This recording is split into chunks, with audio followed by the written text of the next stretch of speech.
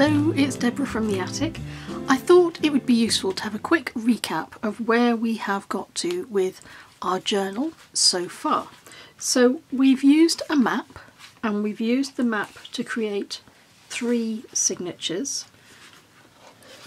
and I've added in some of the bits and pieces that we have been making over the past few videos. So for example, I've taken the journaling cards that we made and I've glued these into position on one of my backed papers from the map, and I've done the same with one here. Let me fold that back in properly. The other thing that I've done is I've taken some of the words. I think I showed you these previously. These were words and phrases that had meaning for me in my journaling, and I printed them onto tea stain paper and then I cut them out, and I've popped these just under a piece of washi tape, so if I want to use them I just pull them away from the washi tape and I can stick them in my journal, such as I've done here. So I've just taken one of the little phrases and I've put one that says my route on the top of my washi tape there, and the washi tape is holding in a little card that I can write some notes on. The ephemera that we made, our own little beautiful little tags that we made, I've slipped into position in some of these pockets here, and I've also glued in the bags that we made last time, and inside the bag, I think you can see it through the bag, I've got some more of my words. So some of them are stored here and some of them are here, ready for me to cut out and use elsewhere in my journal. One thing to note about the positioning of this envelope is, although we kept the seal as thin as we could so it didn't add bulk to the journal, is when I've added my bag, and I've done it with another bag further on in the journal, is I've added it into the space where there isn't a signature. So by that I mean there are 3 signatures sewn in, and I've opted to use the space between the first and the second signature. This is the second signature here. So I've used that space there to contain that envelope, so that when the book is folded there's no pressure on these outer stitches. If I'd put the envelope into here, for example, it would have added bulk to this section. So by putting it in between where the signatures lie, it makes it much easier for the book to lie flat and lie more naturally. Here's another of the journaling cards and another of my little phrases. Some people dance beautifully. I'm sure all of you dance fantastically well.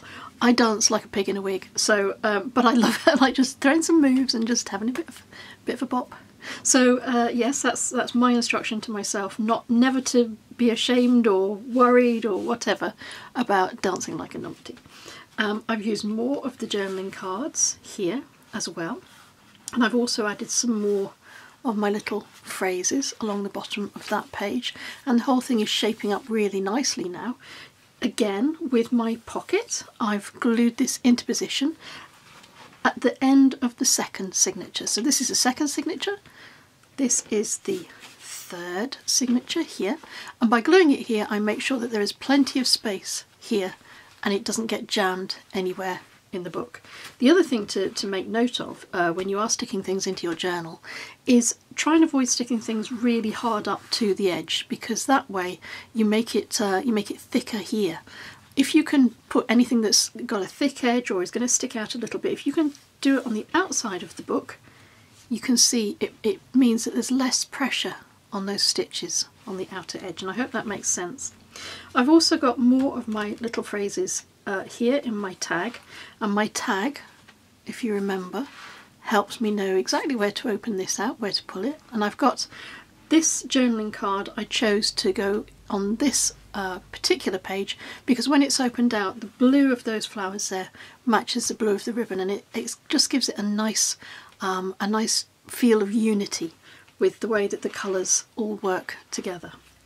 Then when I continue to open on through, I've got another of my journaling cards, I've got another of my little phrases, I've got another of our gorgeous little tags that we made in one of the earlier videos, and another tag here with the lovely ribbon on the top. And again, when I store these, I tend to store them towards the outer edge, so I wouldn't put this right in the right in close to the centre. It'll go near the outer edge.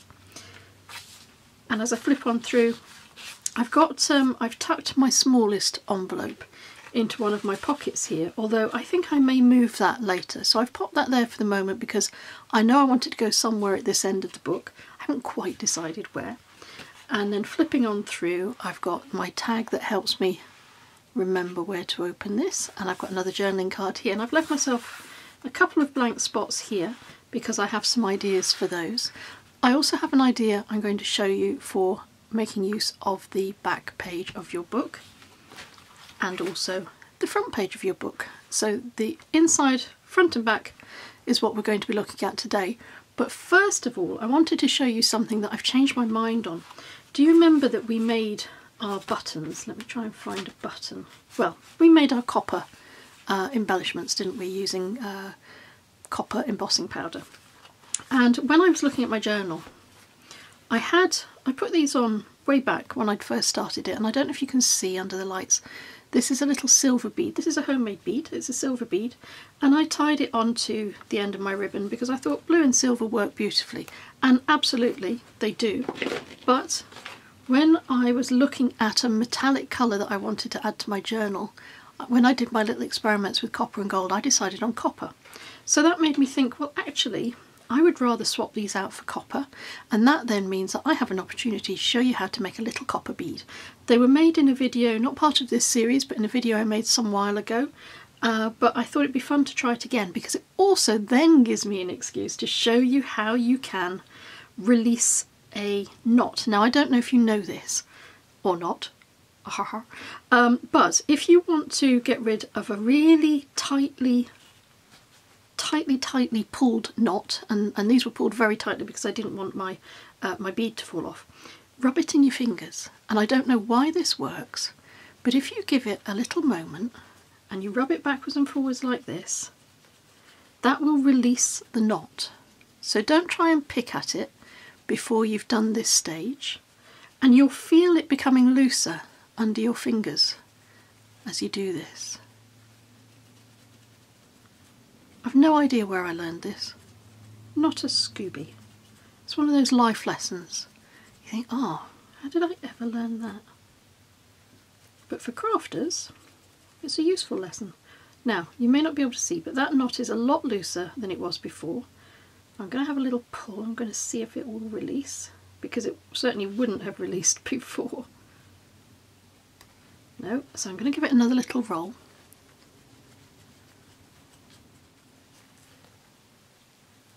Okay, difficult for me to show you, but there you go, not gone, not gone. And that's really helpful if you don't have any space left and you really do need every little bit of fabric or ribbon that you need on the end. That means I can just slide off my first bead, and we're going to make a copper bead. Coincidentally, I have another piece of matte paper. It's not the same as the matte paper that I use to make the inside of my journal, but it's just something that I have to hand, and it doesn't matter that it's matte paper because it will all be covered up. The other thing that I have is a pokey tool, which usefully has little rubber covers on both ends, and that will help me get a consistent roll on my paper. If you don't have a pokey tool with little rubber ends on both ends like that, use a bamboo stick. That's what I used to use before I stumbled across this pokey tool. And then roll it up nice and tight. I think I only need to use maybe half of this length. I don't need all of it. So I'm going to cut it down the middle.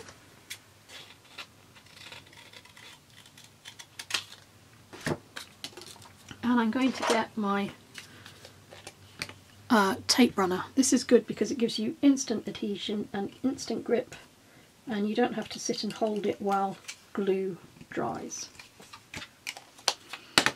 And the reason for rolling it up before I add my little glue strip is because it makes it easier then to roll the paper up nice and tightly as you can.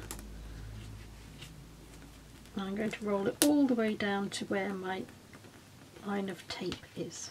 I'm going to try and make sure that I keep the edges together. There we go.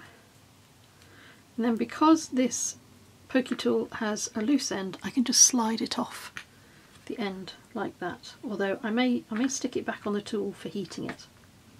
So that's that bit done. There's a little bit loose there, and I think I'm going to pop in a bit of this glue. This is 3-in-1, and I'm switching to a liquid glue just because I can't get my my tape runner on that tiny little bit, and this glue gives a nice quick grab, so I will have to hold it for a moment or two, but then it will be well sealed. I've got my very messy ink pad. If you can have one ink pad which is not deliberately messy, but which is useful for messy things, it's a good idea to keep one that's always clean, that you use for best, and one that is good for not best. This is my not best one. Take your put your paper bead on your pokey tool and roll it through the embossing ink. Do I mean embossing ink? Yes, embossing ink.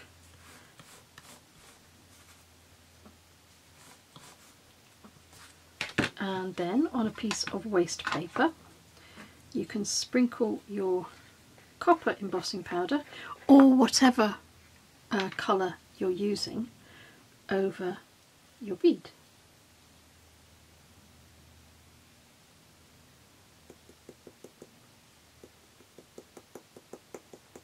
And because you've got it on a pokey tool or on your bamboo stick or some kind of stick, it makes it much easier to cover the whole bead.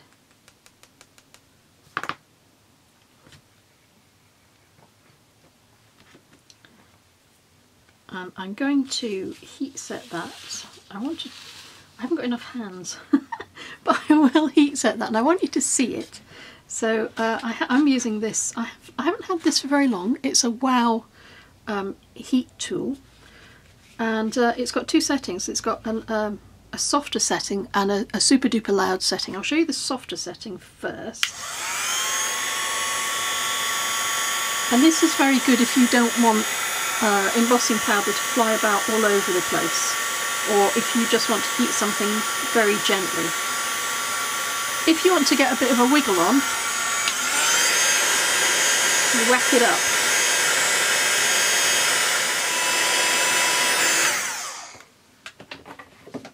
Loud, isn't it? Now, oops, that's a little bit, oh no, it's okay. I didn't want to put my my embossing powder over that little patch if it was warm. We're going to give this a moment to cool. Because it's been on a metallic pokey tool, it will be hot. But I hope you can see that it's really taking on a nice sheen like it is copper. Now don't worry about where the paper meets, where the end of paper meets the rest of the roll, because we're going to add 2 more layers of embossing powder to this, and that will soak up that tiny little differential there where the end of the paper meets the rest of the bead. There we go, that comes off beautifully. So that rolls off really easily, and that's our first bit of our copper bead. And there is a little bit of embossing powder on my pokey tool, but I can just move that along and get rid of it. So I'm going to do exactly the same again. I'm going to roll it in my messy embossing ink, and I'm going to sprinkle some more embossing powder on it, and I'm going to heat it, and I'll show you when I've got 3 layers on this. There is our long copper bead. I'm going to slide it off the pokey tool. The next thing to do is to make it the size that you want it to be. So I'm going to cut this down. I don't want it to be very, very long, just enough to give a little colour on the end of my ribbon. So I'll cut it down to there, and that is one little copper bead. That's the first one. And then try and make sure they are about the same size, and cut that one down as well. Not quite the same size, let's try again. There we go. And because it's paper on the inside, it means that it's easy for you to snip exactly the size that you want. You might decide that you want just a little thin narrow bead, and that's fine too. And when you sort of roll them back out, they are little beads. So you can always find a way, depending on what embossing powder you have of course, but you can always find a way to create beads that will match the project that you're involved in. I'm going to slip these onto the ends of my ribbon and I'm going to retie that knot. So the little bead trims on the end of the ribbon are back in place, and I think they're just right. I think they're better than the silver that was on the end there. So that's the beads. We haven't finished with our embossing powder yet because we're going to make some photo corners and we're going to use the embossing powder again. This was my source picture for my colour palette and my texture palette for this journal, and so I want to put this in a special place in the inside cover of my journal, and I want to seal it in place in such a way that I don't obscure or destroy the writing on the background. This card was posted in 1917, so it's over 100 years old, and I want to preserve that. So I'm going to make some photo corners, but I want to make them a little bit fancy pants, and I want to use my copper embossing to make them look like they are metallic. If you have one of these sorts of edges, you could punch out an edge from some plain card. If you don't, you can use plain card, it'll work just as well. Or if you have any other edging die, you can try this out. When you see how simple this is, you might kick me. You get your ordinary plain piece and then you fold in so that it creates a perfect right angle. I think that's a right angle. That angle. And then you fold it the other way so those two pieces meet in the middle, and then you chop it off there. So I hope you can see that. That's a perfect little right angled corner, and all I'm going to do with that is I'm going to embellish this piece. Now to make sure that I embellish with my embossing powder just this piece here, I'm going to take the bit that was left over, although you could use this to make another corner, but for our purposes I'm going to use it to stick in the centre there, because that will help me hold the corner in position without getting my copper embossing powder all over everything, because I only really want it on that piece that will be visible.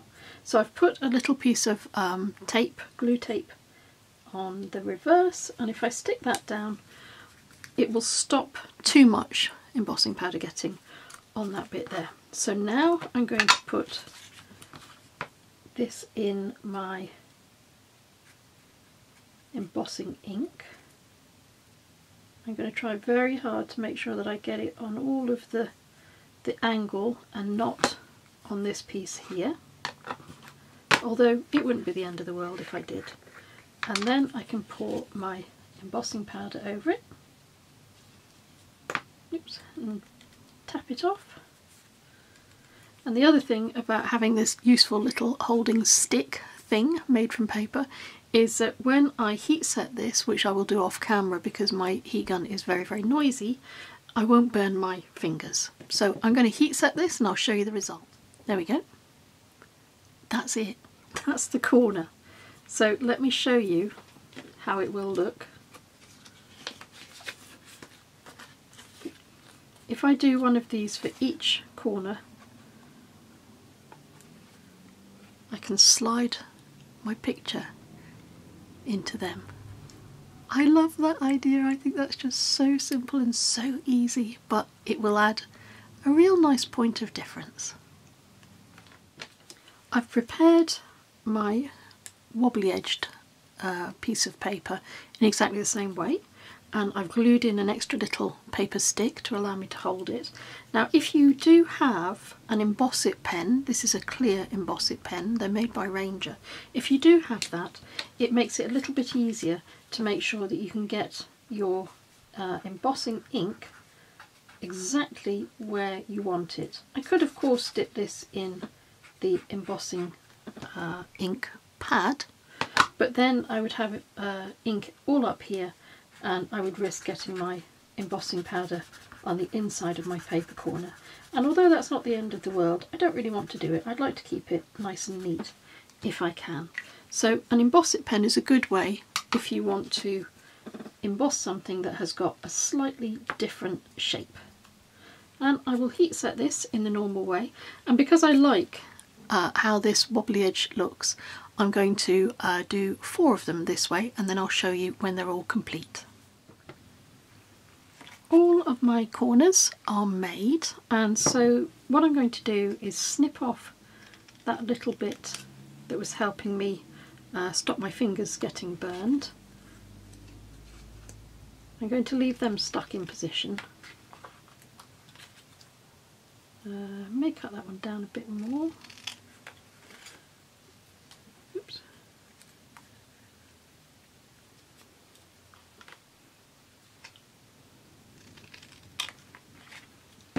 And the way that I'm going to make sure that these corners are glued in exactly the right place on the inside cover of my book is I'm going to put them over the postcard.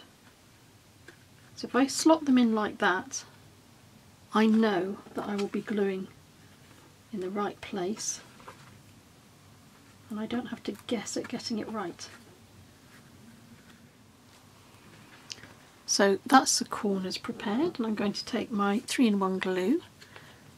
I'm using a liquid glue because it will help me just wiggle these about if I need to make sure they end up in exactly the right position. If I used an instant fast tack glue, I wouldn't have wiggle time, and I may need wiggle time. And of course I'm being very careful that I don't get any glue on my actual postcard. I think about there will be just perfect. And I'm going to hold them down and give that glue a little moment. And when I take my hands away, perfect photo corners for a perfect postcard. Our journal has got lots of dimension in it, lots of things going on, lots of thick patches and thin patches depending on what little things we have glued on the inside. So I think a journal needs to be a practical thing, so we're going to do a couple of practical things that will make this journal easy to write in.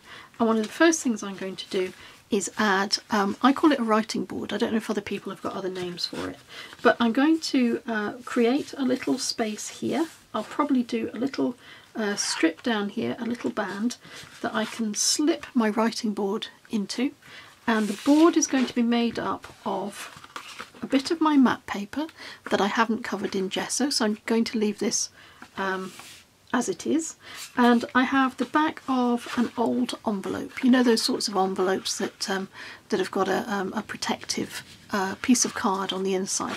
I'm going to use that. I've got 2 pieces here, and I'm going to make sure there's nothing on the inside of these so that when I stick the 2 pieces together as I'm about to do, there's nothing to stop them being completely smooth and completely flat.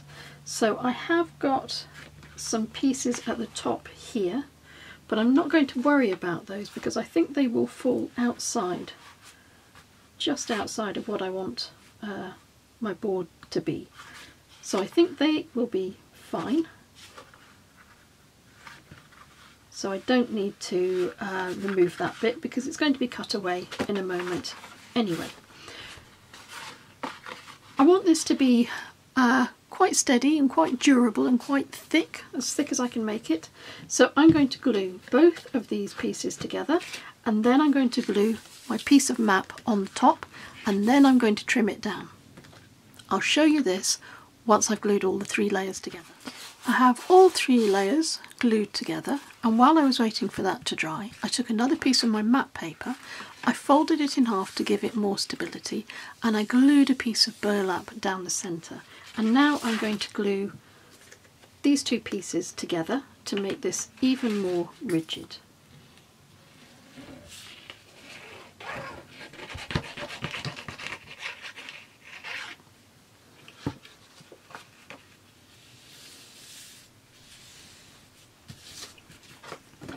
And I'm going to use a bone folder just to give myself a nice sharp line, a nice sharp crease there. And a bone folder, you can use, I sometimes use a spatula.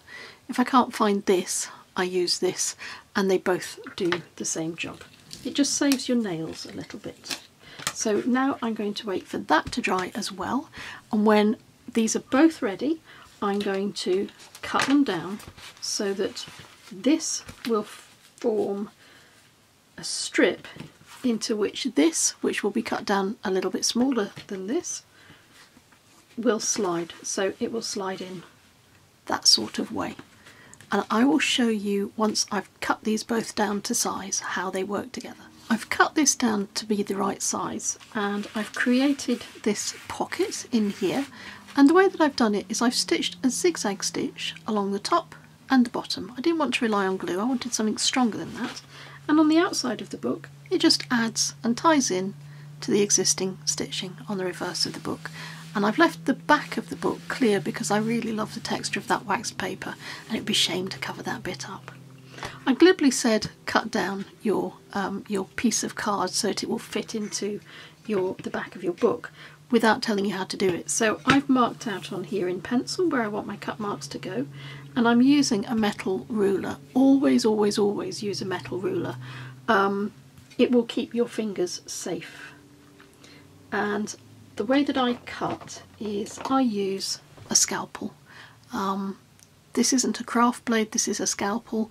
The blades are extremely sharp, and I find that they give me a nice clean cut. But we're going to be cutting through 3 layers, and that's why I thought it would be worth just having a conversation with you about it, just to say, when you're cutting through layers like this, don't try and cut through all at the same time.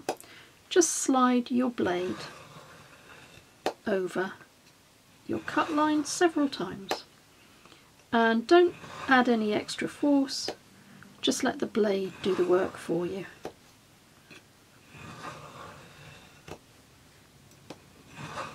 And if you do it this way and you don't try and force it, you will get a beautiful clean cut.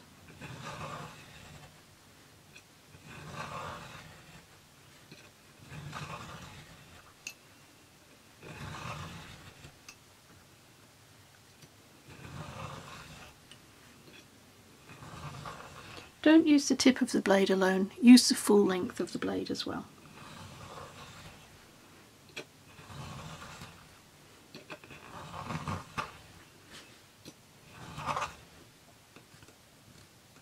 There we go. I hope you can see just how clean that cut is. I'm going to finish cutting this out and then I'll show you the finished result. That's our board cut down to size, and it slips nicely into its little band there. Don't store it too close to the centre, it'll make your book difficult to close. If you store it just a little bit beyond where the band is, it will sit beautifully and flat. And that board then is there ready for you to pull out and to use if you want to write on your book and you need something to lean against. You've got a very, very thick, heavy piece of board which you can write on. Likewise, if you have some pieces of paper just tucked behind, you can write. You can use the board as a backing to write on, or you can just keep it here and write whatever you want on the front of your page. So I find that a useful addition, because sometimes I do get a bit carried away putting embellishments into my book and I make it quite difficult for myself to write on. So I'm going to say thank you very much for watching. That's the last part in this particular tutorial series. and I hope you've enjoyed it. I hope you found it useful. It's been lovely to have your company on the journey making this, and thank you so much for all your lovely comments. There's been so much appreciation for these videos. It's been terrific. It's been really lovely to know that you're inspired and you're going to be making your own journals. So I'm going to just put on a little bit of music. I'm going to do a little flip through of our book, and I'm going to say until we meet again, take care.